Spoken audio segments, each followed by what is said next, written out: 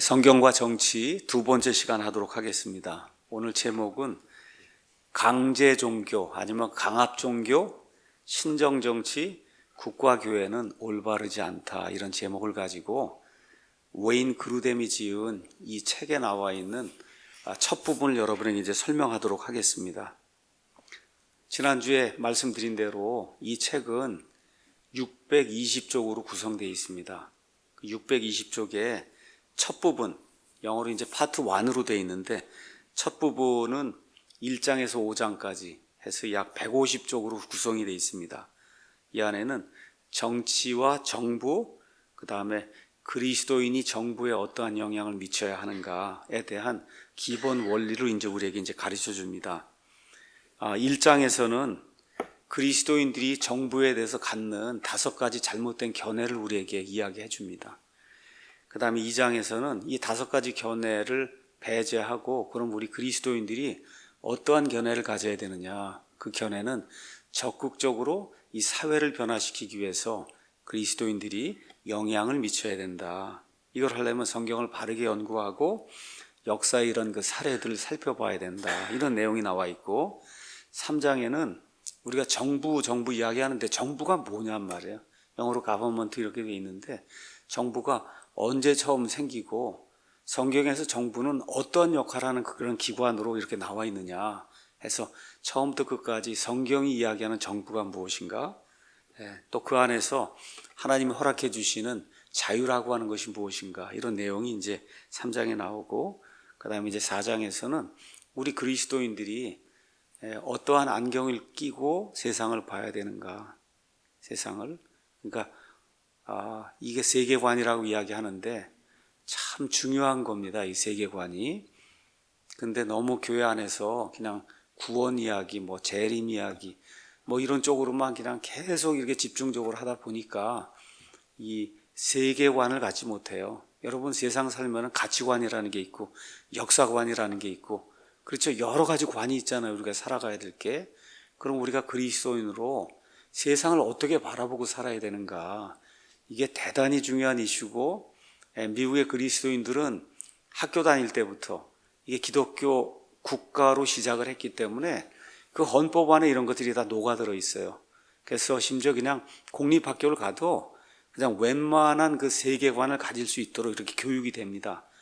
그런데 이제 우리는 교회하고 그 다음에 이제 이 공립학교 이거 하는 거하고 그냥 완전히 별개로 이렇게 따로 노는데, 그러면 교회라도 이걸 가르쳐야 되는데 교회가 그냥 완전히 손을 놓고 있기 때문에, 그래서 세계관이 무언가를 가르치는 교회가 거의 없습니다. 그래서 4장에서는 하나님이 성경을 통해서 우리에게 가르쳐 주시는 세상을 바라보는 그런 관점, 제가 오늘 몇 가지 책도 좀 주문을 했습니다.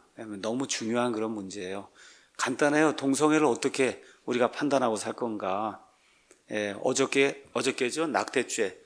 낙태죄 뭐라고 나왔어요? 합헌으로 나왔잖아요. 낙태 이제 마음대로 해도 된다. 내년 12월까지 법을 다 고쳐갖고, 그래서 지금 얘기로는 22주까지는 마음대로 낙태하고 그 이후에는 안 해도 된다, 이렇게 이제 이야기하는데, 미국이 처음에 그랬습니다.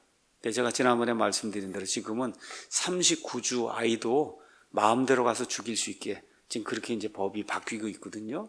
자, 그런 거를 어떻게 바라봐야 되냔 말이에요, 이런 것들을. 그렇죠? 이게 상당히 우리 삶에 중요한 그런 문제인데, 이런 것들에 대한 그 교회의 가르침이 거의 없기 때문에 성도들이 혼란 가운데 빠져 있습니다. 자, 그래서 오늘은 이 책에 나오는 1장, 그 1장은 그리스도인들이 정부에 대해서 가지고 있는 잘못된 견해, 이걸 이제 다루는 거예요. 자, 그래서 여기 웨인 그루뎀이 이렇게 이야기합니다.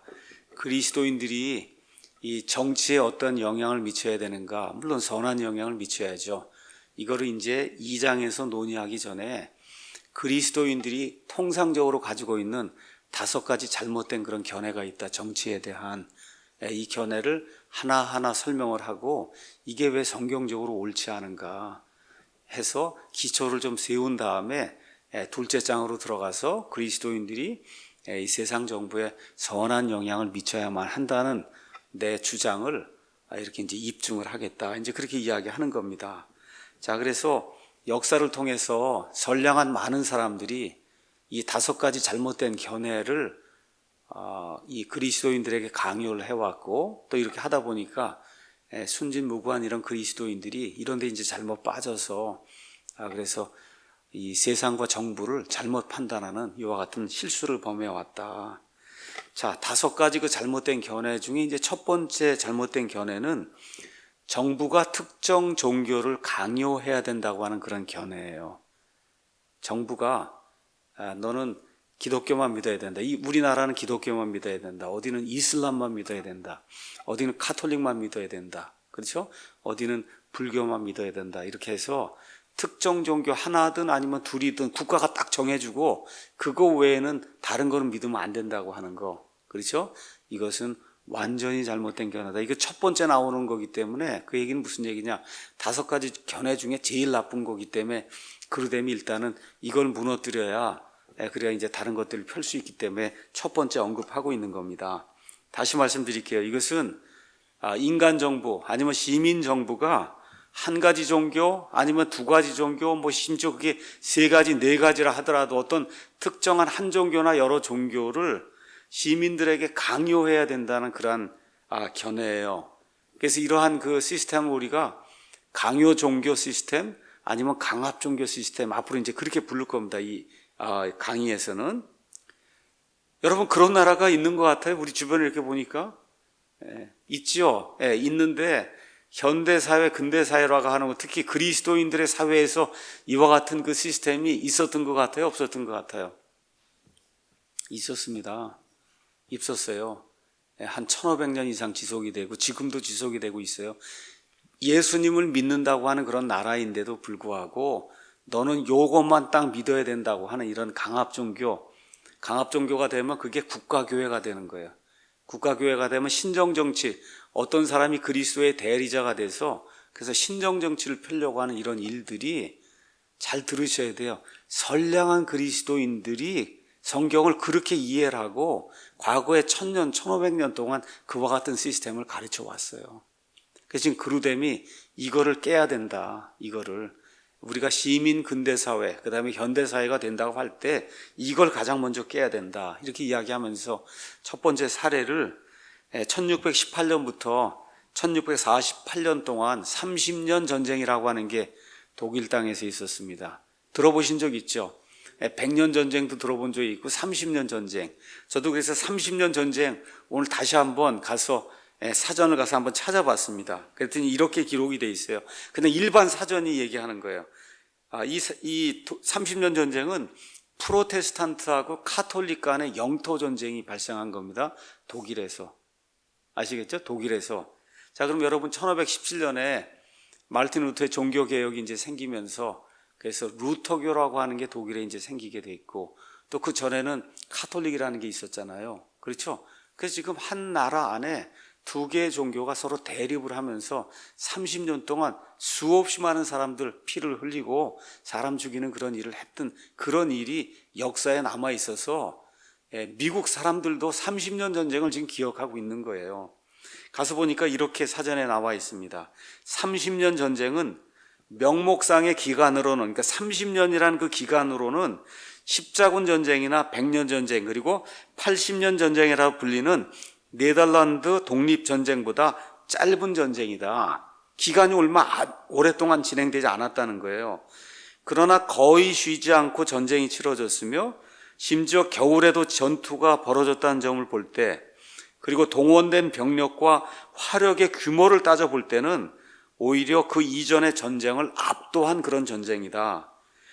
그 다음에 중요한 것이 그것은 최후 최대의 종교 전쟁이었다. 뭐하고 뭐 사이에?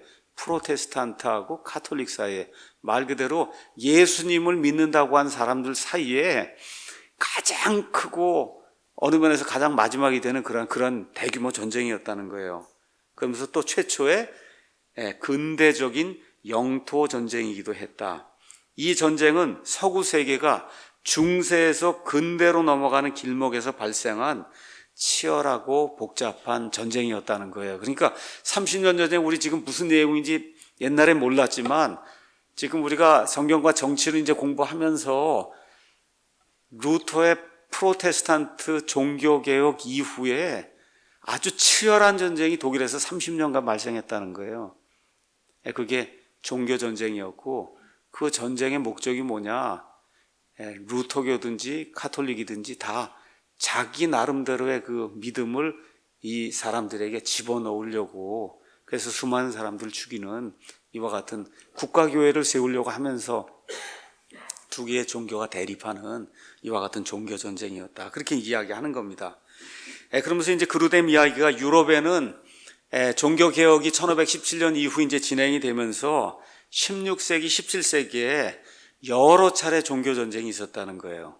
그 종교전쟁은 다시 말해 프로테스탄트하고 그 다음에 카톨릭 간의 종교전쟁이에요. 구교와 신교 다 예수님을 믿는 사람과 하는 그 사람들 간에 진행이 된, 피범벅이 된 그와 같은 무서운 그런 전쟁이 유럽에서 여러 차례 진행이 됐다는 거, 이걸 우리가 잊지 말아야 된다는 겁니다. 그러면서 또 뭐라고 얘기하냐, 그루뎀이 16세기에는 심지어 프로테스탄트들 같은 또 루터교회 교인들이 독일과 스위스에 사는 아나베프티스트 그룹들을 죽였다고 이야기하는 거예요. 여러분, 지금 이거 그루뎀이 장로교 신학자예요. 이 장로교 신학자가 우리의 선조가 되는 이 프로테스탄트들, 장로교인들, 그렇죠, 개혁교회 교인들, 그 다음에 루터가 일으킨 그와 같은 그 루터교회 교인들이 스위스, 독일에 사는 아나베프티스트를 많이 죽였다는 그 사실을 잊으면 안 된다고 이야기하는 거예요. 굉장히 정직한 그런 발언을 지금 하고 있는 겁니다. 자, 그러면서 뭐라고 했냐, 이유가 뭐냐, 이 아나베프티스트 그 그룹들은 신자들만이 교회를 꾸려야 된다고 하는 믿음을 갖고 있었다는 거예요. 신자들만, 구원 받은 사람만 지역교회 멤버가 돼야 된다는 그런 믿음을 가지고 있었고, 그 다음에 이 사람들은 개인적으로 성장한 이후에 하나님의 말씀을 깨닫고, 그래서 구원받았다는 확신이 있으면 그 사람만 침례든 세례든 받아야 된다, 이걸 주장했다고 해서 이 프로테스탄트들과 그 다음에 루터교 이 사람들이 이 아나베프티스트 사람들을 많이 죽였다고 여기 지금 웨인 그루뎀이 직접 이야기하는 거예요. 여러분, 이런 얘기 들어보신 적 별로 없으시죠? 자, 그래서 이게 중요한 거예요. 아주 중요한 그런 내용입니다. 자, 그러면 아나베프티스트는 뭐한 사람이냐, 제가 이제 설명을 하도록 하겠습니다. 우리나라 말로는 아나라고 하는 거는 다시란 뜻이에요. 베프티스트는 우리는 침례라고 번역을 하고, 그 다음에 이제 저쪽에 있는 분들은 세례라고 이제 번역을 해서 우리나라 말로는 재세례파, 재침례파 두 개로 이제 번역이 되는데 둘 다 맞는 겁니다. 자, 이 아나베프티스트들은 어떤 사람이냐? 천주교 유아세례를 반대한 거예요. 유아세례. 그 당시에는 국가교회이기 때문에 태어나면 반드시 유아세례를 받아야 돼요. 유아세례를 받는 동시에 그 나라의 시민이 되는 거예요.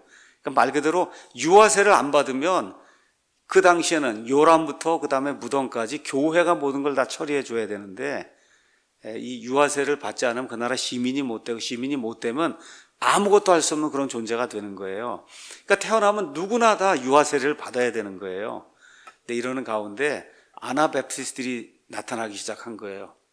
성경을 가서 보니 아기들은 성경 말씀을 읽고 내가 구원의 확신을 가질 수 있는 그런 아기가 없다는 거예요. 가서 보니 구원받은 사람만 침례를 받게 돼 있지 않느냐, 여기에. 이렇게 돼서 이런 사람들의 무리가 나타나기 시작하면서 어떻게 했냐, 공개적으로 뭐라고 얘기했어요. 천주교의 유아세례는 하나님 앞에서 그건 아무것도 아니고 구원받았다는 확신을 가진 이후에 다시 침례든 세례든 받아야 된다는 이러한 주장을 펴면서 사람들 가운데 이런 믿음을 확산시킨 이런 무리들이 이제 나오기 시작한 겁니다. 그러니까 다시 말씀드리겠어요. 다시 받는다는 게 중요한 거예요. 구원받은 이후에 침례든 세례든 받아야 된다는 거예요. 그러니까 아기 때 받은 건 무효라는 거예요. 그 다시 받는 방법은 여러 가지가 있어요. 세례를 다시 받든, 이렇게 물을 붓는 관수례로 다시 받든, 침례 물속에 잠기는 걸로 다시 받든, 이 사람들 그 방법은 이야기하지 않았어요. 방법은 물을 뿌리든 물을 붓든 물속에 들어가든 그건 중요하지 않다, 이 사람들은. 그래서 이분들은 다시 받는 거, 어떻게 구원받았다는 확신이 있은 다음에 그 믿음의 고백으로 침례든 세례든 뭐 관수례든 이걸 받아야 된다, 이렇게 주장하는 사람들이 이제 나타나기 시작한 거예요. 그 당시는 천주교 세상이었습니다. 그래서 한 200~300년 동안 천주교회가 온 세상을 다스리면서 유아 세례를 통해서 온 세상 모든 사람들을 이렇게 완전히 이제 장악을 하던 그런 시대예요. 그래서 당시에는 태어난 아이가 유아 세례를 통해 교인이 되는 동시에 시민이 된 겁니다. 시민이 된 거예요. 그래서 유아 세례는 교회와 국가를 한데 묶어주는 매개의 역할을 했기 때문에 가서 찾아보니까 이렇게 나옵니다. 그 당시에 쯔빙글리라는 그런 종교개혁자가 나타났어요. 그 쯔빙글리가 이걸 주장한 거예요. 오직 믿는 사람들만 교회의 멤버가 될 수 있고 믿는 사람들만 세례를 받아야 된다. 이런 것들을 이제 주장하니까 그 쯔빙글리의 이런 가르침을 받은 젊은 제자들이 교회 개혁의 첫걸음으로 유아 세례의 철폐를 이제 주장하게 된 겁니다.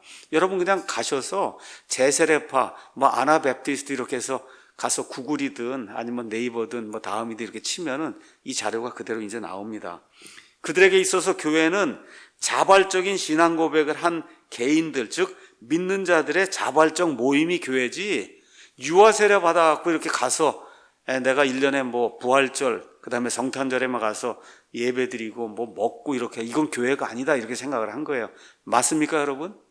맞는 거예요. 이러한 이 올바른 이와 같은 교회에 대한 그 정의와 함께 교회가 이렇게 나타나려고 이제 하니까 그런 사람들 가운데 조금 더 과격하게 이거를 자기의 믿음을 표현한 그런 사람들이 나타났어요. 그 사람들이 아나베프티스트였어요. 그래서 그들이 추구하는 교회는 그 지역의 모든 사람들이 태어나면서 유아 세례를 통해 자동적으로 교인이 되는 영역교회 혹은 국가교회가 아니라 예수 그리스도를 주님으로 고백하는 자들로 이루어지는 신자들만의 교회였다는 겁니다. 이걸 주장한 사람들이 누구예요? 아나베프티스트예요. 아나베프티스트. 그렇게 해서 나오니까 누가 핍박을 했다고요? 개혁교회, 그 다음에 천주교는 말할 것도 없고, 그 다음에 루터교회, 그렇죠. 이러한 우리가 보통 얘기한 프로테스탄트 교회, 이런 교회들이 이렇게 하는 사람들을 핍박을 하기 시작을 했다는 거예요. 자, 그러면 이 웨인 그루뎀이 이야기하는 이거를 우리나라 사람들이 거의 이해를 하지 못하기 때문에 신정정치, 국가교회에 대해서 여러분에게 잠깐 설명을 하도록 하겠습니다. 예수님께서 이 반석 위에 내가 내 교회를 세우리라 이렇게 이제 하시고 지옥의 문들이 그것을 이기지 못하리라. 마태복음 16장 18절 말씀하시고 오순절날 성령 강림하면서 이 땅에 지역 교회가 이제 세워졌습니다.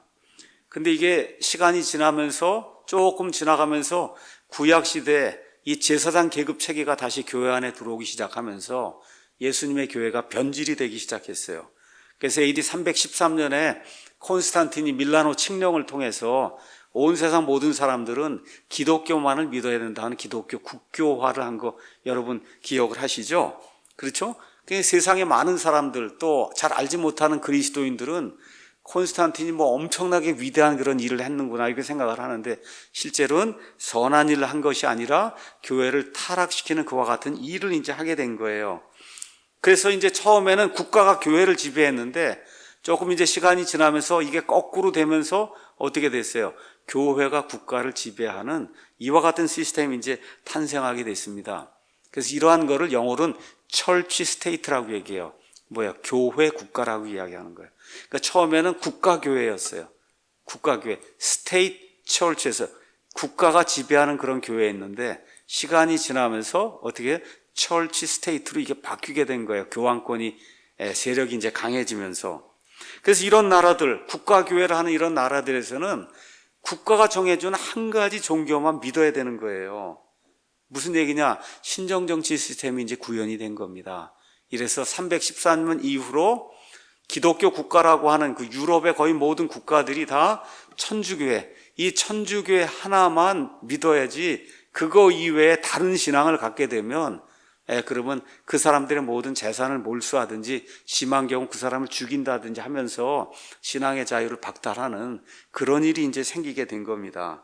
그래서 중세 천주교회, 그러나 루터의 종교개혁까지 한 1200년 동안 세상을 지배했는데 이 시스템에서는 교황이 예수 그리스도의 대리자로 이 세상을 지배하는 그와 같은 권력이 된 겁니다. 그래서 교회의 말을 듣지 않으면 사회생활이 불가능해요. 태어나서부터 유아세례 받고, 그렇죠? 시집가고 장가가고 그 다음에 공동묘지에 가서 묻히는 것까지 그걸 다 교회가 해줘야 되기 때문에, 그래서 교회의 말을 듣지 않으면 그러면 사회생활 자체가 불가능해요. 이러한 시스템이 루터의 종교개혁까지 약 1200년 동안 유럽을 이제 지배하게 된 겁니다. 자, 이런 가운데 1517년에 루터의 종교개혁이 생기면서 어떤 교회가 생겨났어요? 여러분 아시는 것처럼 루터교회가 생겨났어요. 근데 그 루터교회도 국가교회예요. 그 무슨 얘기냐? 독일이라든지 스칸디나비아 3국이라든지 이런 나라의 국가교회가 돼서 그런 나라들은 오직 루터교만 믿어야 되는 거예요. 딴 건 안 되는 겁니다. 자, 여러분 아시는 것처럼 그 이후에 1534년에 영국의 헨리 8세가 나타나서 그래서 이혼 문제 이런 걸 가지고 교황청하고 대립을 하다가 어떻게 했어요? 교황청에서 우리가 분리되겠다 하고 나와서 수장령이라는 영국의 왕이 우리나라 국가교회의 최고 지도자가 된다. 이렇게 해서 만든 게 뭐예요? 영국 국교회. 다른 식으로 얘기하면 성공회가 나온 거예요. 이렇게 되니까 영국은 두 개, 크게 얘기하면 잉글랜드가 있고 이후에 스코틀랜드가 있는데 지금 얘기하는 건 잉글랜드를 이야기하는 거예요. 그래서 잉글랜드에는 오직 뭐만 믿어야 되냐? 영국 국교회만 믿어야 되는 거예요. 잉글랜드 그 위에는 뭐가 있어요? 스코틀랜드가 있잖아요. 거기는 존 낙스라고 한 사람이 제네바 가서 공부하고 그래서 뭘 시스템을 세웠냐? 장로교회 시스템을 세웠어요. 그러니까 스코틀랜드는 오직 장로교회만 해야 되는 거예요. 다른 거 믿음 가지면 안 되는 거예요. 자, 이와 같은 일이 되면서 유럽의 거의 대다수 국가는 천주교회를 해야 되고, 그렇죠? 영국 국교회가 생기고 루터회가 생기고 장로교회가 생기고 또 이런 가운데 이 요한 캘빈이라는 사람은 제네바에서 또 뭘 했어요? 개혁교회라는 걸 했잖아요. 그러니까 제네바에서 오직 뭐만 믿어야 돼요? 칼빈의 개혁교회만 믿어야 되는 거예요. 딴 건 믿을 수가 없는 겁니다. 이와 같은 국가교회 시스템이 지금부터 500년 전에 우리가 살고 있던 그 시대를 지배했던 거예요. 지금 저와 여러분 이해를 못합니다. 그죠? 어떻게 그런 게 가능할까? 근데 지금부터 400년, 500년 전엔 온 세상이 다 그랬어요.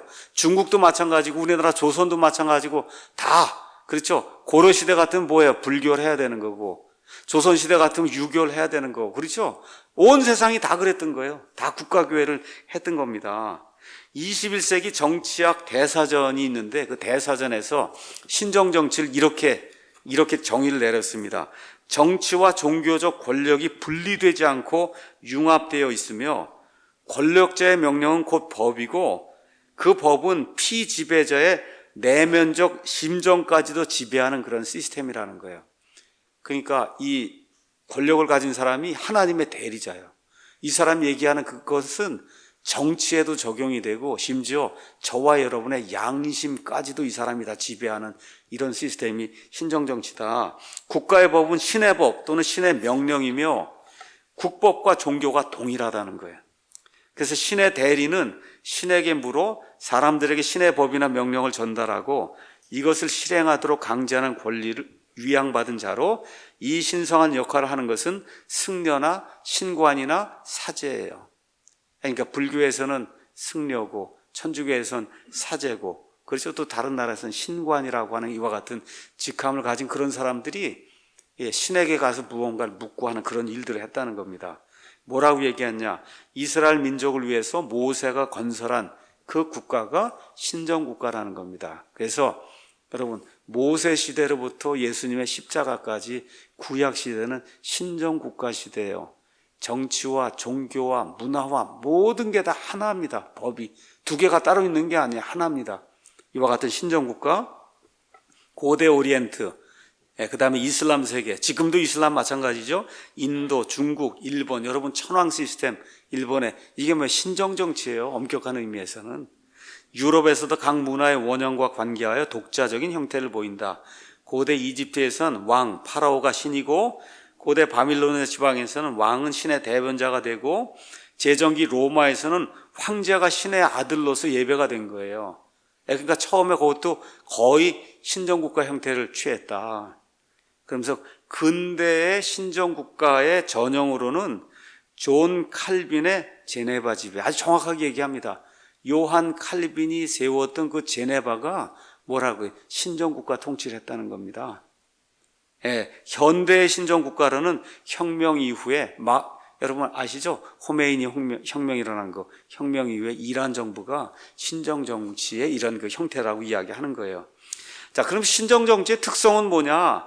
거기에 순응하지 않는 사람은 아무리 누가 와서 죽여도 아무 문제가 없는 거예요. 이 신정국가예요. 무서운 겁니다. 이런 것이 지금부터 400~500년 전에 저 유럽을 지배하고 있었어요. 그래서 천주교에 의해서, 중세 천주교에서 수많은 사람들이 죽임을 당했고, 여러분이 잘 아시는 것처럼 제네바에서도 칼빈의 명령을 듣지 않은 사람은 죽임을 당했어요. 영국 국교회도 마찬가지고, 루터교회도 마찬가지고, 이렇게 이제 하다 보니까 영국에 살고 있던 그 청교도들이 죽음을 면하기 위해서 신앙은 지켜야 되겠고, 그래서 그 청교도들이 어디서 메이플라워를 타고 어디로 간 거예요? 신대륙으로 간 거예요. 그러니까 그 가게 된 이유가 믿음을 지켜야 되겠는데, 이 믿음을 가지고 예를 들어 영국 사람의 내가 그럼 뭐만 믿어야 돼요? 오직 국교회만 믿어야 되는데, 나는 침례교 믿음이 맞는다고 난 침례교인이 되고 싶은 거예요. 나는 회중교회 교인이 되고 싶은 거예요. 또 그 안에 나는 천주교인으로 살고 싶다는 사람이 있는 거 아닙니까? 그렇죠? 안 되는 겁니다. 영국에서는. 이렇게 이제 하다 보니까 이 청교도들이 믿음을 지키기 위해서, 살아남기 위해서 신대륙으로 넘어가면서 미국이라는 그런 나라가 이제 만들어지는 겁니다. 자, 그래서 시간이 지나면서 많은 그리스도인들이 이와 같은 강요 종교 아니면 강압 종교는 예수님의 가르침과 맞지 않고, 우리가 이제 믿는다 할 때 그 믿음이라는 거 있잖아요. 그 믿음의 본질과도 아주 정면으로 배치가 되는구나 하는 것을 느끼기 시작했어요. 그게 얼마 걸렸냐? 1800년 걸렸습니다. 여러분, 예수님이 신학교회를 세운 이후로 이거를 구현을 어디서 했냐? 미국에서 구현했어요. 1776년에 미국에서 독립선언서와 함께 헌법을 만들었거든요. 그렇죠? 그난 1776년이 걸려서야 겨우 이 세상에 양심의 자유, 뭐든지 내가 믿고 싶은 걸 내가 믿고 가서 예배하고 싶은 데 가서 예배할 수 있다고 하는 게 1700년, 1800년이 지나서야 이 땅에 최초로 구현이 된 거예요. 이런 역사를 우리가 좀 이해를 해야 돼요. 그러니까 우린 언제든지 가서 예배 드리고 이러니까 이게 그냥 옛날에도 그랬고 200년 전, 300년 전, 500년 전 다 그런 걸로 생각하시면 안 돼요. 그날 한 1700년, 1800년 동안 말 그대로 독재, 이 신정정치, 천주교든 아니면 하여튼 국가교회 어떤 거가 되든 거기에서 벗어나지 못하고 신음하던 그런 그리스도인들이 거의 대다수였다는 거, 이걸 저와 여러분이 기억을 해야 됩니다. 그러니까 정말 좋은 시대에 저와 여러분이 살고 있는 거예요. 그 얘기하면서 이제 그루뎀이 이렇게 얘기합니다. 내가 지금 알기에는 현 시대에 어떤 기독교 종파나 교단도 강요 종교를 주장하거나 믿지는 않는다. 지금 그루뎀이 이렇게 판단해 보니까 그렇게 해요. 근데 여기서 얘기하는 건 프로테스탄트들 얘기하는 거예요. 로마 카톨릭 교회는 지금도 그러고 있어요. 지금도 그러고 있어요. 그러니까 그런데 빼고 우리가 보통 성경적으로 좀 구원의 도리를 제대로 가르치는 그런 종파나 아니면 교단 이런 데서는 꼭 이것만 해야 된다는 이와 같은 강요 종교, 강압 종교 시스템을 가지고 있지 않다. 지금 그루뎀이 이제 그렇게 이야기하는 겁니다. 그러면서 이제 미국을 설명하는 겁니다. 자, 미국이 이제 건국이 됐는데, 미국 건국 초기에 가장 중요한 이유가 뭐냐? 이 사람들이 왜 신대륙으로 넘어왔냐? 제가 조금 아까 설명한 대로 가장 중요한 게 종교의 자유 때문에 넘어온 거예요. 미국에 오게 된 가장 큰 이유가 뭐냐? 종교에 먹고 사는 것 때문에 온 게 아닙니다. 종교의 자유 때문에 미국으로 넘어온 거예요. 이렇게 넘어왔는데 다양한 믿음을 가진 사람들이 도망을 온 거예요. 영국이나 네덜란드나 이 유럽에서.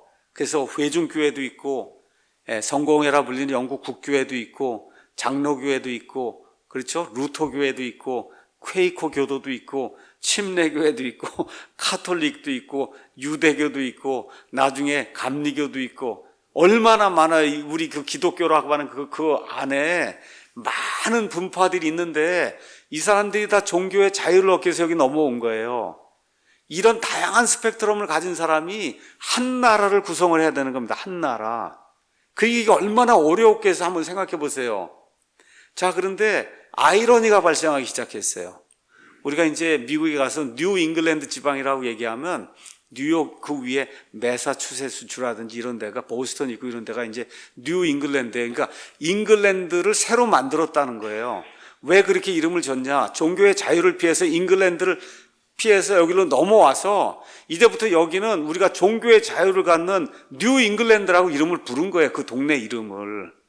근데 아이러니가 뭐냐? 여기 와서 자기들의 뭘 했어요? 신정정치 국가를 또 구현하려고 하는 거예요. 장로교인들은 오직 이 나라에서는 장로교만 해야 된다. 그렇죠. 루터교인들은 또 이 나라에서는 오직 루터교회. 자기들이 그걸 피해서 이 미국으로 왔는데 왔으면 그 국가교회를 안 해야 될 거 아닙니까? 근데 와서 보니까 다 빈터예요. 그러니까 다 영역을 칩니다. 여기는 오직 루터교만 하고 저쪽은 장로교만 하고 그래서 저쪽은 퀘이커교도만 하고 이런 방식의 국가교회 시스템이 이 미국 안에 이제 막 퍼져나가려고 하는 이런 안타까운 일이 이제 발생하게 된 거예요. 엄청난 아이러니죠. 그렇죠? 남의 종교를 인정을 하지 않기 때문에 종교의 자유를 얻기 위해서 이쪽으로 넘어왔는데 와서는 오직 자기 것만 해야 된다고 이제 주장을 하는 거예요. 이게 그러한 시대가 초기 미국 건국의 시대였다. 자, 이렇게 이제 하다 보니까 국가를 구성해야 되는데 이게 종교 문제가 크잖아요. 가장 큰 거예요. 사실은 미국을 건설하려고 할 때 이렇게 하다 보니까 국가에서 4가지만 인정하자 그런 겁니다. 4가지. 어떤 거? 장로교, 천주교, 그 다음에 침례교, 성공회. 요거 4개만 국가교회를 하자 그런 거야. 딴 데는 하나만 했는데 우리는 신앙의 자유를 인정하기 위해서 4개만 하자. 이런 움직임이 생기기 시작한 거예요. 이렇게 했을 때 누가 나타났어요? 침례교인들이 나타나서 뭐라 그랬어요? 안 됩니다 그랬어요. 뭐라 그랬어요? 100% 완전한 종교의 자유를 우리나라에는 허락을 해야 된다. 이와 같은 그 침례교인들의 극심한 그런 반대 이런 것에 힘입어서 그래서 어떻게 됐어요? 국가교회라는 거 인정하지 않고 누구든지 어떤 것을 믿어도 상관이 없다고 하는 신앙의 자유, 양심의 자유가 미국 헌법에 들어가게 된 거예요. 여러분 이해하시겠습니까? 이게 미국의 초창기 기독교인들의 그러한 그 모습이었어요. 그래서 1776년 7월 4일에 독립선언하고 3년이 지나서 토마스 제퍼슨이 종교의 자유를 구현하기 위해서 버지니아 액트라고 하는 버지니아 법령 초안을 마련했어요. 그 내용은 뭐냐? 어느 누구도 어떤 사람에게 특정 종교나 특정 종교 행위를 강요할 수 없다는 거예요. 이런 식으로 예배 드려라. 10시에만 모여야 된다. 주일에만 예배를 드려야 된다. 그렇지. 선주교식으로 해야 된다. 한다. 이런 거 할 수 없다는 거예요. 어느 누구도. 또 종교 문제로 사람을 핍박하거나 재산을 몰수하는 등의 행위를 일체 금한다고 하는 그러한 내용이 1779년에 미국의 토마스 제퍼슨에 의해서 처음으로 만들어진 거예요.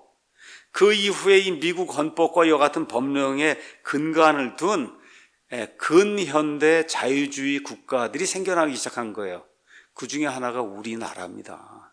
그래서 우리나라는 그런 것 저런 거 하나도 모르고 이승만 대통령이 미국의 헌법을 가지고 와서 그냥 양심의 자유, 종교의 자유 하다 보니까 그냥 우리는 이 세상에 태어난 사람 그냥 누구나 다 종교의 자유를 갖는가 보다 이렇게 생각하고 지금 여기까지 온 거예요.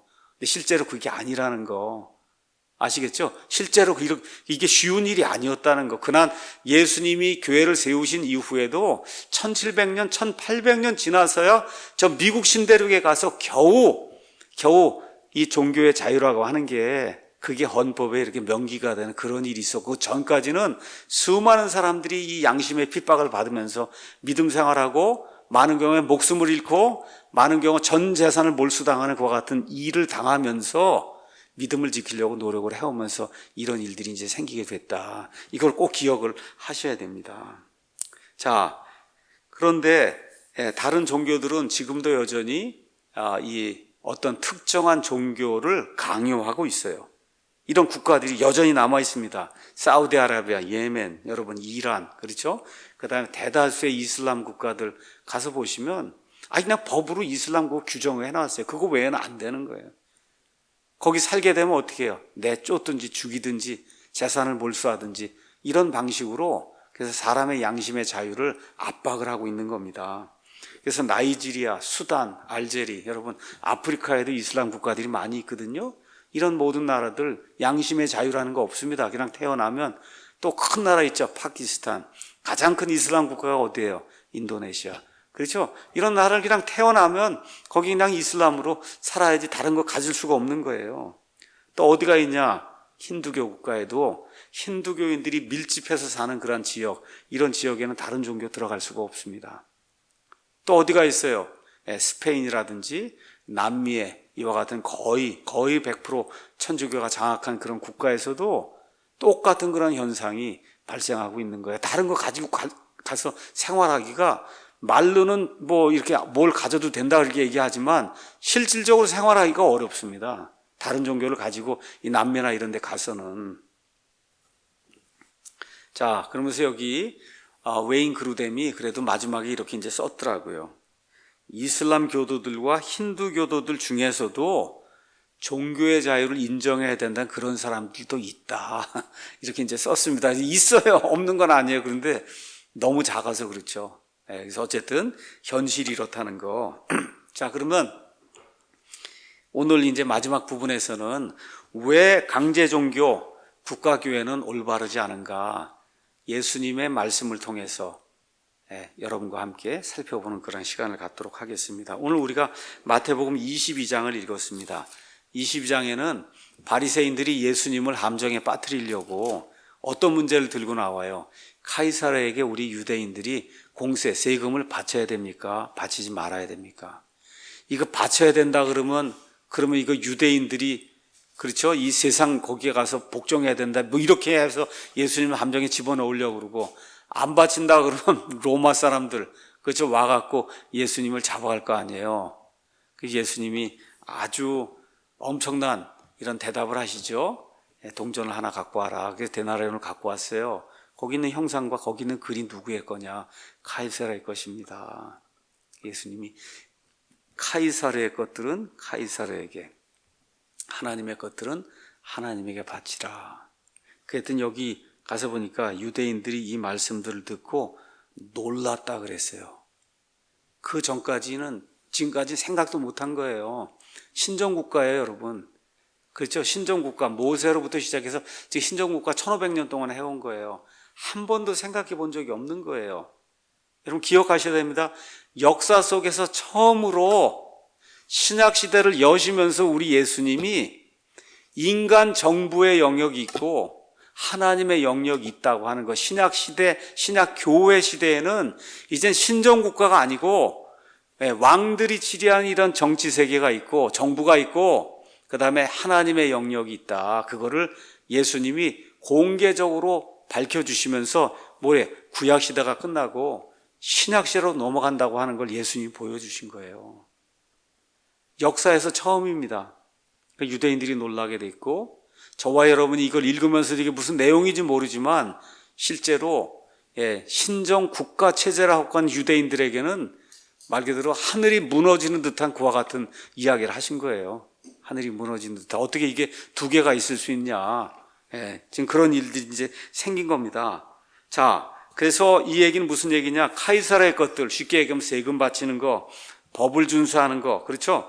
이런 모든 것, 이런 것들에 교회가 관여하면 안 된다는 거예요. 교회는 그런 거 관여하면 안 된다. 또 하나, 마찬가지로 세상 정부는 하나님의 일들에 관여하면 안 된다는 거예요. 교회가 어떻게 예배를 드리고 몇 시에 드리고 무슨 식으로 예배를 드리고 무슨 신앙을 갖든지 이런 거에 대해 정부가 관여하면 안 된다는 겁니다. 우리 예수님이 정확하게 하나님에 속한 것들은 뭐고 카이사르에 속한 것들은 뭐단 말씀해 주지 않았어요. 근데 확실한 것은 뭐냐? 신약 시대에는 인간 세상 정부, 그렇죠? 거기가 다스리는 그런 영역이 있고, 그렇죠?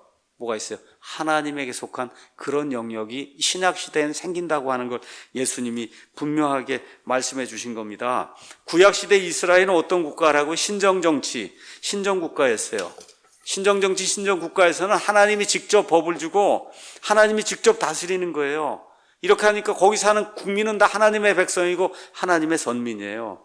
그러니까 거기 사는 모든 국민은 오직 누구만 섬겨야 돼요? 여호와 하나님만 섬겨야 되는 거예요.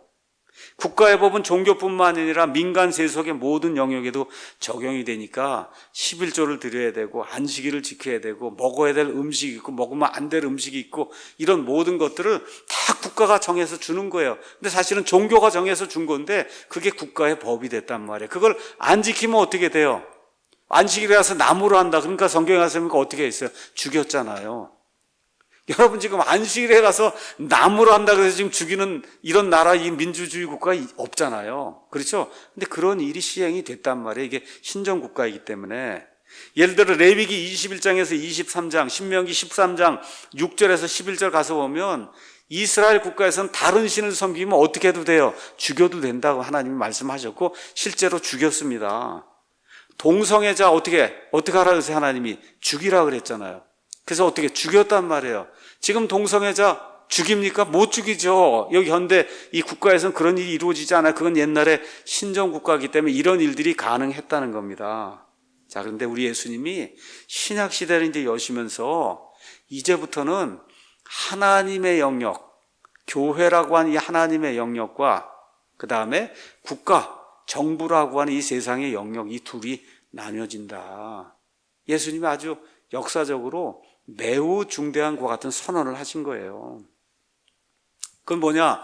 구약의 신정정치, 여기와는 완전히 다른 개념의 이와 같은 그 시스템을 예수님이 도입을 한 겁니다. 그래서 현대 자유민주주의 국가에서는 종교의 자유를 다 허락하는 거예요. 어디에서 나온 거냐?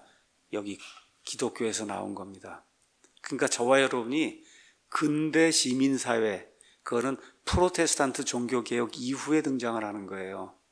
프로테스탄트 종교개혁 이후에 근대 시민사회라는 게 등장하는 거예요. 어디서 오는 거냐? 기독교에서 오는 겁니다. 프로테스탄트들이 만든 거예요. 가장 중요한 게 뭐예요? 소유권, 재산권, 그 다음에 영혼의 자유. 아시겠죠? 그러니까 우리가 근대 국가라고 이야기할 때는 이게 있어야 되는 거예요. 영혼의 자유. 무엇을 믿어도 상관없다는 거예요. 그래서 우리 침례교인들은 어디까지 인정을 해요? 사람들이 나는 지옥에 가고 싶습니다 하고 지옥을 선택해도 하나님이 상관하지 않는다는 거예요. 이 정도의 자유를 허락하는 그런 시스템, 이러한 그 시스템이 우리 근대 이 시민들이 누리고 있는 이와 같은 프로테스탄트 그런 시스템이다. 가장 중요한 게 재산권, 소유권, 영혼의 자유. 이런 개념들이 지금 우린 너무나 당연하다고 생각하지만 나온 지가 얼마 안 됐습니다, 여러분.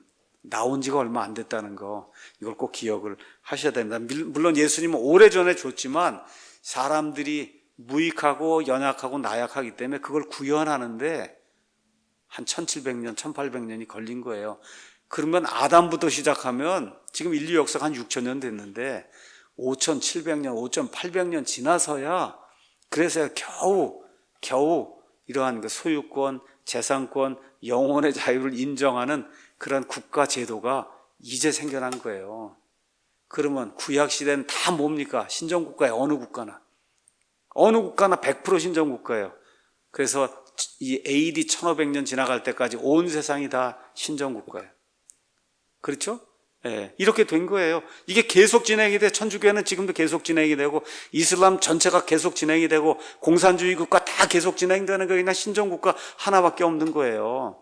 북한의 김정은이 말할 것도 없고. 그러면 자유민주주의 체제는 얼마 안 된다는 걸 여러분 기억하셔야 돼요. 지금 전 세계를 이렇게 보시고 자유민주주의, 캐나다, 미국, 그렇죠, 호주, 뉴질랜드, 우리 대한민국, 일본, 그 다음 유럽에 몇 개, 여기 빼고 있습니까? 자유민주주의 국가 이런 영혼의 자유, 재산권, 소유권 이거에서 마음대로 뭐든지 믿을 수 있고 이런 거 하는 거 이거 하라고 헌법이 규정을 하고 마음대로 진짜 할 수 있는 그런 국가가 전 세계 인구 중에 얼마나 되냔 말이에요. 얼마 안 됩니다, 여러분. 다 해봐야 한 5억이나 될까? 10분의 1 정도나 될까? 전 세계에 헌법으로 보장하고 있는 그런 나라가. 안 돼, 얼마 안 돼요. 정말 이 땅에 태어난 걸 감사하게 저와 여러분이 생각을 해야 됩니다. 자, 예수님이 이제 강제 종교를 거부하는 그런 사례가 누가복음 9장에 나옵니다. 누가복음 9장에 가니까 제자들하고 예수님이 사마리아 그 마을들에 들어갔는데 이 사마리아 사람들이 예수님을 영접하지 않는 거예요. 그러니까 제자들이 뭐라 그래요? 주님, 우리가 엘리야가 한 것처럼 저 하늘에서 불을 내려갖고 그래서 이 사람들 다 이렇게 죽여도 되겠느냐 이렇게 얘기하는 거죠. 그렇게 불을 내리든지 하여튼 뭐 그런 기적을 베풀면 이 사람들이 다 믿지 않겠습니까? 그 무슨 얘기예요? 강요하라는 거 아니야. 나를 믿으라고. 그렇죠? 그랬더니 우리 예수님이 55절에 뭐라 그래요? 그분께서 돌아서서 그들을 꾸짖으시며 이르시되 너희가 어떤 영에 속해 있는지 너희가 알지 못하는도다. 불을 내려갖고 사람들을 죽이는 건 그건 마귀에게 속한 거다. 그렇죠? 나는 강요 종교, 강제 종교 이런 거 원치 않는다. 사람의 아들은 사람들의 생명을 멸하러 오지 아니하고 구원하러 왔느니라. 우리 예수님 직접 보여주시는 거예요. 그렇죠? 자, 그래서 예수님의 이와 같은 그 사역을 가만히 가서 살펴보시면 예수님은 강제로 뭐 하는 거 이런 거 원치 않으시는구나. 그건 이제 저와 여러분 알 수가 있습니다. 자, 세 번째는 우리가 뭘 살펴봐야 되냐? 우리가 믿습니다 하고 이제 믿음을 가졌다고 얘기하잖아요. 근데 그 믿음 자체가 강요가 될 수 있는 거예요. 우리가 아버지가 믿으라 그런다든지. 그래서 여러분 믿는다고 하는 게 자발적인 게 믿음이지 누가 와서 잡아 죽인다고 그렇게 믿는다 그건 믿는 게 아니잖아요. 그러니까 우리가 영어로 믿는다, faith라고 하는 것 자체는 이미 그 본질상 뭐예요? 자발적으로 믿는 거지 누가 강요해서 믿을 수 없다는 거예요. 그러니까 우리가 기독교의 믿음을 이야기할 때 교황이 믿으라 그러다든지 뭐 총칼을 갖고 와서 믿으라 이런 거는 믿음이 안 된다는 겁니다. 이게 그러니까 성경 이야기하는 믿음 자체가 자발적인 믿음이라고 우리에게 알려주기 때문에 강요 종교라고 하는 것 자체는 있을 수가 없는 거다. 누가복음 9장에 조금 아까 그 예가 이런 것들을 잘 보여주는 거예요. 그래서 믿음은 반드시 자발적인 거예요. 여러분 부모가 아이에게 강제적으로 믿게 할 수 있어요? 어릴 땐 데리고 올 수 있어요. 나이 들어서 20살, 30살 됐는데 그 끌고 올 수 있어요? 못 끌고 옵니다. 혹시 끌고 온다고 해도 한 마음속에 안 믿는데 그냥 와서 앉아만 있으면 무슨 소용이 있어요? 그러니까 믿음이라고 하는 것 자체가 자발적인 거기 때문에 강제 종교, 강압 종교라고 하는 건 사실은 있을 수 없는 거다. 그래서 어떤 정부도 종교를 강요하면 안 된다는 거예요. 그 강요가 되면 그러면 참 믿음이 생겨나지 않는다는 겁니다. 자, 그래서 예수님과 12사도의 사역을 복음서를 통해서 한번 살펴봐라. 그루됨이 이제 이야기해 주는 거예요. 예수님과 12제자가 가는 데마다 예수님이 구원자 메시아라고 한 사실을 선포하고 설명하고 가르치고 합리적으로 논쟁을 하고 개인에게 가서 호소하는 그런 모습이 나오지 한 번도 강요한 적이 없다는 겁니다. 구약시대 모세율법하고 완전히 다른 겁니다. 모세율법 책에 태어나면 반드시 그렇게 해야 되는 거예요. 원튼 원치 않든 이스라엘에 살려고 하면 예수님이나 12제자의 사역 가운데 그런 게 한 번도 없어요. 한번 가서 보시면 없습니다. 강요하는 게. 자, 그러면 어떤 분들이 여기 성경을 보면 구약이 있고 이게 신약이 있는데 구약 성경에 가서 보면 소위 모세의 율법이라는 게 있지 않습니까? 이런 것들은 지금 이 시대에 어떻게 우리가 대해야 되는 겁니까? 특별히 출애굽기, 레위기, 민수기, 신명기 가서 보면 시민법이 있고 그렇죠. 의식법이 있고 여러 가지 그런 법들이 있는데 이런 법들을 어떻게 해야 되는 겁니까? 말 그대로 11조를 해야만 그래야 제사장들 먹여 살리잖아요. 그렇죠. 이런 거 지금 어떻게 해야 되냐는 거예요. 또 특정 절기에 레위기 23장에 가서 보면 이스라엘의 7개 절기가 있어요. 이 절기에 특별하게 헌물을 갖다 바쳐야 돼요. 11조 외에도 여러 가지 헌물을 갖다 바쳐야 됩니다. 이거 어떻게 해야 되느냐? 그 다음에 신명기 13장 6절에서 11절 가서 보면 다른 종교를 믿는다 그러면 죽여야 되는 거예요. 그럼 지금도 죽여야 되냐? 여러분 뭐라고 대답해야 돼요? 아닙니다. 뭐라고 대답해야 돼요? 이런 법들은 구약 시대 모세로부터 시작해서 십자가에 이르기까지 그 당시를 살던 이스라엘 사람들에게 부과가 된, 신정정치 국민에게 부과가 된 의식법이고 시민법이에요. 그런 거예요. 그래서 저와 여러분이 돼지고기 지금 먹잖아요. 그렇죠? 거기 법에 따르면 돼지고기 먹으면 안 되잖아요. 근데 지금 먹습니까? 안 먹습니까? 먹잖아요. 그렇죠? 이런 것들은 다 폐기가 된 겁니다. 의식법과 시민법은 폐기가 됐어요. 그래서 사도행전 15장에 가서 보니까 너희가 예수님을 믿어도 할례를 받지만 안 된다. 이 문제가 파급이 되니까 야고보와 함께 예루살렘에서 회의를 했어요. 회의를 해서 뭐라고 했어요? 우리 조상들이나 우리도 지기 어려운 이와 같은 짐들을 왜 이방인들 가운데서 예수님께로 돌아온 이 제자들에게 두려고 하느냐. 무슨 얘기야? 이제 다 폐기가 됐다는 거예요. 할례 이런 거 안 해도 된다는 겁니다. 그렇죠? 네, 그래서 그와 같은 내용들 저와 여러분이 기억을 하면 됩니다. 또 하나 재밌는 게 있어요. 구약시대에 그런 의식법, 시민법이 있었잖아요. 이스라엘 말고 그 옆에 있던 나라들 그거 지켰습니까? 안 지켰습니까? 안 지켰죠. 하나님이 지키라 그랬어요? 아니에요. 아닙니다. 지키지 않았어요. 그렇죠? 이스라엘에게만 부과된, 그걸 영어로 얘기하면 그 디스펜세이션, 또 하나 그 이카노미, 그 경제적 체제, 그 경륜의 그 체제, 그 시대에만 적용이 되던 그런 법들이다. 그래서 저와 여러분 지금 양이나 염소를 끌고 오지 않는 겁니다. 여기 예배당에. 다 끌고 오면 어떻게 하겠어요? 똥은 어떻게 치우고 그렇잖아요. 그 다 죽이고 피를 다 어떻게 하겠어요? 그렇죠? 이런 것들 저와 여러분 잘 기억을 해야 된다. 그래서 예수님이 신약 시대를 여시면서 카이사르의 것들은 카이사르에게, 하나님의 것들은 하나님에게라고 하는 엄청난 선언을 하시면서 아예 구약 시대 이거 넘어가면서 이제 신약 시대가 열리게 됐다 이제 말씀해 주신 거예요. 자, 그다음에 이제 네 번째 우리가 고려해야 될 것이 뭐냐? 예수님이 주시려고 하는 건 세상 왕국이 아니었습니다. 요한복음 18장 36절에 가서 보면 빌라도에게 예수님이 이렇게 말씀하십니다. 내 왕국은 이 세상에 속하지 아니하니라. 만일 내 왕국이 이 세상에 속하였더라면 내 종들이 싸워서 나를 유대인들에게 넘겨주지 아니하였으리라. 그러나 지금은 내 왕국이 여기에서 나지 아니하느니라. 예수님이 세우시려고 한 이 땅에 지금 세우시려고 했던 그런 왕국은 칼로 쟁취하는 그런 왕국, 카이사르가 힘으로, 그렇죠? 이 무함마드가 뭐 이런 칼로다가 이렇게 쟁취하려고 하는 그런 세상 왕국이 아니라는 거예요. 복음의 권능으로 사람들의 마음을 움직여서 세우는 영적인 왕국을 예수님 지금 세우려고 하신다. 근데 이거를 잘못 이해하면 안 되는 겁니다. 아, 이게 영적인 왕국만 세우면 되는가 보다. 아니요, 잘 이해하셔야 됩니다. 이 말은 결코 예수님의 왕국이 세상에 영향을 미치지 않는다는 말이 아닙니다. 여기서 자꾸 넘어지는 거예요. 여러분, 예수님 그렇게 말씀하시지 않았어요. 내 왕국은 여기서 나지 않는다고 얘기했어요. 복음을 통해 사람들의 마음을 변화시켜서 이루는 그런 왕국이다. 근데 그 왕국이 세상에 영향을 미쳐야 되는 거예요. 그래서 빛과 소금의 역할을 하라고 그러시잖아요. 근데 그거를 무력으로 하라는 게 아니라는 거예요. 복음 선포를 통해서 사람들의 마음을 돌려서, 그렇죠? 점점 그리스도인들이 많아지게 되면 그러면 어떻게 좋은 세상이 되는 거 아니에요? 좋은 영향을 우리가 미치게 되는 거 아니에요? 그러니까 요걸 잘 기억하셔야 돼요. 그러니까 예수님의 왕국은 세상 왕국이 아니니까, 그러니까 우리는 아무것도 안 해도 된다. 그게 아닙니다. 왕국이 커지고 하나님의 선한 것들이 넘쳐나면 어떻게 영향을 안 미쳐? 영향을 미쳐야 되잖아요. 근데 무력으로 미치는 게 아니고 칼로 미치는 게 아니라 사람들의 마음을 변화시키는 복음의 영향으로. 그래서 복음이 들어가면 항상 사람이 잘 살게 돼요.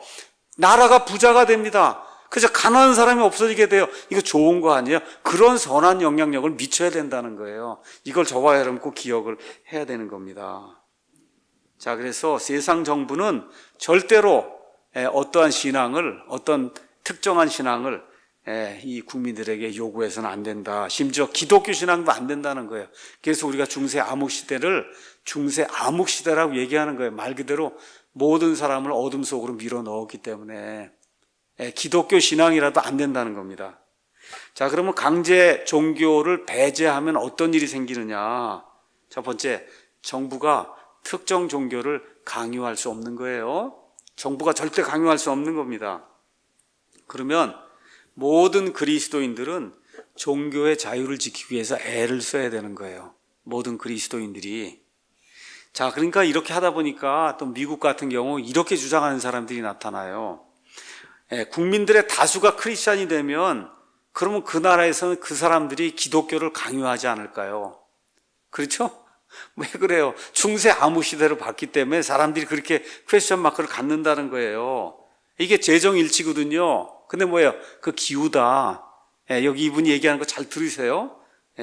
뭐라고 얘기하냐? 그리스도인들이 아무리 다수가 돼도 모든 사람들의 종교의 자유를 반드시 보장을 해야 된다. 그렇게 얘기합니다. 자, 그 다음에 이제 세 번째가, 그러면 정부가 특정 교회를 위해 재정적인 지원해서는 안 된다는 거예요. 정부가 특정 교회를 위해 재정적인 지원해서는 안 된다. 미국에서 이런 일이 불가능하다는 겁니다. 근데 지금 이 시간에도 여전히 국가교회가 남아있어요. 그루뎀 얘기입니다. 영국의 성공회, 노르웨이, 스웨덴, 루터교회, 스페인, 남미의 이런 국가들의 가톨릭 교회. 여러분 아시는 것처럼 독일에서는 지금 이 시간에도 내가 기독교인입니다. 내가 가톨릭입니다. 나는 유대인입니다. 그러면 소득에서 국가가 강제적으로 몇 프로를 떼어요? 8에서 9%를 떼어가요. 지금 이 시간에도 8에서 9%를 강제적으로 징수를 해가요. 독일은. 자, 그래서 이런 일들 성경적으로 바람직하지 않다는 거예요. 그래서 이분이 아주 의미심장한 얘기를 했어요. 역사적으로 보면 정부가 교회를 지원하면 교회가 잘 될 것 같지만 역사는 그 반대를 보여준다는 거예요. 정부가 교회를 지원하면 어떻게 돼요? 교회가 망한다는 거예요. 그게 중세 암흑 시대다. 맞습니까, 여러분? 정부가 국민을 무상으로 해도 국민이 어떻게 될 것 같아요? 망합니다, 여러분. 망하는 거예요. 이 정부라고 하는 이런 조직체가 개인에게 가서 뭘 공짜로 뭐 준다든지 뭘 강요를 한다든지 교회에게 뭘 공짜로 준다든지 내가 너희만 특별히 사랑할게 그러고 돈을 퍼주면은 잘 될 것 같죠, 선교가. 여태까지 역사는 그 반대로 교회가 멸망한다는 거예요. 개인이 멸망한다는 겁니다. 강제 종교의 영향력, 영적인 영향력. 강제 종교는 두 가지 방법으로 기독교회를 파괴한다는 거예요. 첫 번째, 기독교 이외의 다른 종교만을 강요하면 결국 기독교가 파괴가 되고 기독교인들이 쫓겨납니다. 자, 그럼 두 번째, 기독교만 믿으라고 정부가 강요를 하면 자발적으로 주님을 믿어야 하는 것을 가르치는 참된 기독교가 소멸이 된다는 거예요. 멋있는 이야기입니다, 여러분. 기독교만 믿으라고 얘기해도 믿음이라는 건 자발적으로 믿는 건데 그렇게 믿는 그리스도인들이 사라지게 된다는 거예요. 그게 중세 암흑 시대다. 그러면 어떻게 돼요? 참 믿음을 가진 사람을 찾기가 심히 어려워진다는 그런 강압적인 시스템에서는 그러면 말로만 믿는다고 한 사람들이 국가를 다스리고 교회 목사든 신부든 뭐든 다 말로만 믿는다고 한 사람들이 교회를 다스리면 국가와 교회 둘 다 멸망한다는 거예요. 이 강압 종교 시스템이 되면. 오늘 강압 종교, 신정정치, 국가교회 결론을 내리도록 하겠습니다. 첫 번째 잘못된 견해는 국가가 특정 종교를 강요해야 된다는 그런 견해예요. 이걸 강요 종교, 강압 종교, 신정국가 아니면 신정정치, 국가교회라고 얘기했는데 이와 같은 강압 종교는 먼저 예수님의 신약성경 가르침에 완전히 위배가 된다. 그 결과 강압 종교를 하게 되면 그 강압 종교가 기독교든지 어떤 다른 종교든지 상관없이 완전히 그 나라는 멸망하게 된다. 이것이 바로 중세 암흑시대 1200년, 1300년 지금까지도 진행이 되고 있는 천주교의 모습이다. 여기까지 하겠습니다.